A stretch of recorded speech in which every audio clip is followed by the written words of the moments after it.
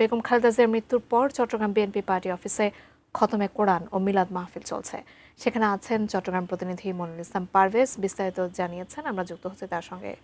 নেত্রী বেগম খালেদা জিয়া আজ সকালে ইন্তেকালের পরপর আমরা দেখেছি নগর বিএনপির পক্ষ থেকে চট্টগ্রামের যে বিএনপি কার্যালয় যেখানে রয়েছে সেখানে খতমে কোরআন মিলাদ মাহফিল ওনারা সকাল থেকেই শুরু করেছেন এবং এখানে বিএনপি এবং অঙ্গ সংগঠন সকল নেতাকর্মীরা ভিড় করছেন এবং চট্টগ্রাম আমরা দেখেছি যে 16টি আসনে বিএনপি মনোনীত যে প্রার্থী দেওয়া হয়েছে সেই প্রার্থীরা রয়েছেন, সিটি মেয়র এসছেন এবং সবাই আসলে শোকাহত যে নেত্রী চলে গেলেন। এই বিদায় আসলে সবারই একটু ভারাক্রান্ত মন। সামনে একটি নির্বাচন রয়েছে, এর মধ্যে নির্বাচনটি ঘনিয়ে আসার আগেই আসলে উনি চলে গেলেন।